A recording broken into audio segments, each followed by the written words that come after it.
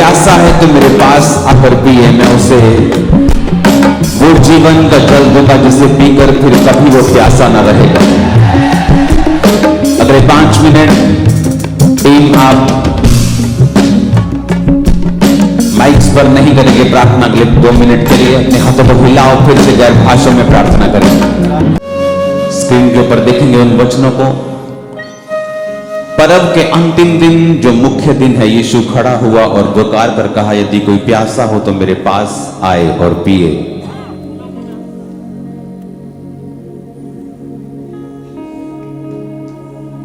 जो मुझ पर विश्वास करेगा, जैसा पवित्र शास्त्र में आया है, उसके हृदय में से जीवन के जल की नदियां बह निकलेंगी। उसने ये वचन पवित्र आत्मा के विषय में कहा, जिसे उस पर विश्वास करने वाले पाने पर थे, क्योंकि आत्मा अब तक ना उतरा था, क्योंकि यीशु अब तक अपनी महिमा को ना पहुंचा था। तब भीड़ में से किसी ने ये बातें सुनकर कहा, सचमुच यही भविष्यद्वक्ता है। मोस्ट इंपॉर्टेंट चीज जो परमेश्वर ने आपको संडे भी बताई एक विश्वासी की लाइफ में, वो है परमेश्वर की प्रेजेंस। जिस तरह मछली जल के बाहर नहीं रह सकती, एक विश्वासी परमेश्वर की आत्मा के बाहर, उसकी हुजूरी के बाहर नहीं जी सकता। वो जिएगा तो बेचैनी, अनफुलफिल्ड, एक खाली वैक्यूम से भरी हुई लाइफ में, पीड़ा में, बेचैनी में,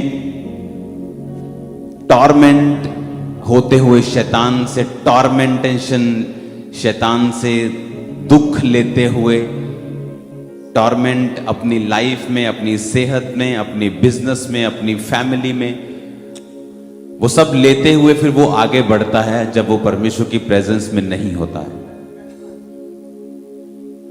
हिलना बंद कर दे लड़की, चली जा बाहर, बाहर चली जा।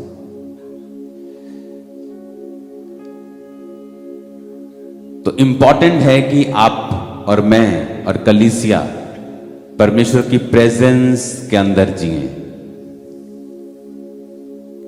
और जब तक हम माहौल तैयार नहीं करते हैं, मछली के लिए माहौल है, पक्षी के लिए एक माहौल है,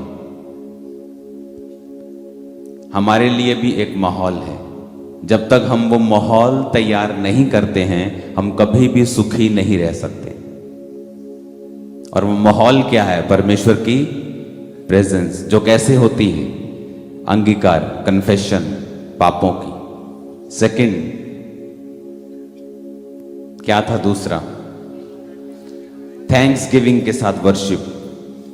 थैंक्स गिविंग, माहौल जिंदगी का कैसा भी चल रहा हो, लेकिन परमेश्वर के सामने थैंक्स गिविंग, धन्यवाद के साथ वर्शिप, कुड़कुड़ाना बंद करना, उसकी प्रेजेंस को इनवाइट करता है, माहौल तैयार करता है कि हम उसकी प्रेजेंस में रहें। प्रार्थना बाइबल के साथ। चौथा, फास्टिंग। जब परमेश्वर की प्रेजेंस आपकी लाइफ में रिस्टोर होती है, आप अंगीकार करते हैं, आप प्रार्थना करते हैं, आप फैसला कर लेते हैं मैंने प्रभु की ओर मुड़ना है, मैंने परमेश्वर की ओर जाना है, मैं इस तरह से अपनी लाइफ अब नहीं जीऊंगा, नहीं जीऊंगी। सडनली आप प्रार्थना में बैठना शुरू करते हैं। जब आप रोज प्रार्थना में बैठते हैं, आप 2.5 घंटे 3 घंटे आप प्रार्थना करना शुरू करते हैं, सडनली आप क्या देखते हैं कि परमेश्वर का आत्मा आपको गाइड कर रहा है। उसने कहा, अगर कोई प्यासा है तो मेरे पास आकर पिए, मैं उसे जीवन का, जिसे पीकर फिर वो कभी प्यासा ना रहेगा। ऐसा क्या पिला रहा है परमेश्वर? क्योंकि जब पवित्र आत्मा आप पिएंगे, पवित्र आत्मा आप पर उतरेगा, पवित्र आत्मा की प्रेजेंस आप पर होगी, आप प्यासे नहीं होंगे। वो अंदर की जो कुलबुलाहट है, वो जो पीड़ा है, वो जो बेचैनी है, वो जो चीजें हैं, वो सारी खत्म हो जाएंगी, क्योंकि आप जानते होंगे आप परमेश्वर के आप हाथों में हैं, आपने पवित्र आत्मा को पा लिया है। अब सब कुछ अच्छा होगा आपकी लाइफ में, आत्मा आपको गाइड कर रहा है। आमीन।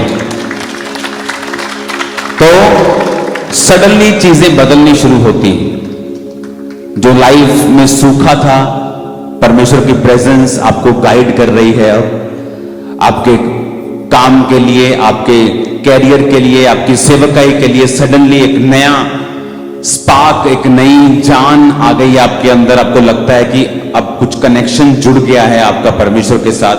सडनली चीजें क्लियर होनी शुरू हो जाएंगी, सडनली माइंड क्लियर हो जाएगा, कंफ्यूजन्स खत्म होनी शुरू हो जाएंगी। आपको मालूम होगा अब आप परमेश्वर के हाथों में हैं और कुछ अलग आपकी लाइफ में होगा। वो डर खत्म हो जाएगा। नहीं तो शैतान आपको डराएगा, वो टॉर्मेंट करेगा, आपको सताएगा, आपको मेंटली टॉर्चर करेगा आपको। और इसीलिए परमेश्वर ने कहा था, मेरा आत्मा तुम्हारे पास जब होगा तुम प्यासे नहीं रहोगे। और कहता तुम्हारे अंदर से जीवन जल की क्या बहेंगी, नदियां बहेंगी। अपने हाथों को उठाकर आज हम एक प्रार्थना पहले करेंगे कि परमेश्वर जितने भी विश्वासी, मैं, मेरा परिवार, चर्च देखने वाले लोग, टीम अपने हाथों को उठाएगी। जितने भी हम खुदावन इस प्रार्थना में, इस हजूरी में हैं, हम प्रार्थना करते हैं खुदावन तेरा आत्मा सब लोगों पे उतरे, सब विश्वासी, इंडिया के सब विश्वासी खुदावन, सब जगहों के ऊपर, वो किसी भी मिशन के क्यों ना हो, जो तेरी आत्मा से, तेरी हुजूरी से दूर है खुदावन। और तुमने कहा अगर आत्मा नहीं तो कुछ भी नहीं। आओ हम प्रार्थना करें अपने हाथों को उठा के इस प्रार्थना के पहाड़ से, और खुदा से कहें कि तेरा आत्मा उनको छुए और सारी अंधकार की शक्तियां जो तेरी आत्मा में बढ़ने से उनको रोकती है, सारी पाप की आत्माएं, सारी पाप की स्पिरिट जो तेरी आत्मा की भरपूरी से उन्हें दूर रखती है। अपने हाथों को उठाओ। अगर आपका फैमिली मेंबर परमेश्वर की आत्मा की हुजूरी से दूर है, अगर आपका जो परिवार का मेंबर बैकस्लाइडेड है, खुदा की आत्मा को नहीं समझता है, तो ये प्रार्थना आप लोगों के लिए। तो परमेश्वर तेरे नाम में वो सारी आत्माएं, वो पाप की आत्मा, गलती की आत्मा जो मेरे बच्चों को, मेरी फैमिली को, यूथ को,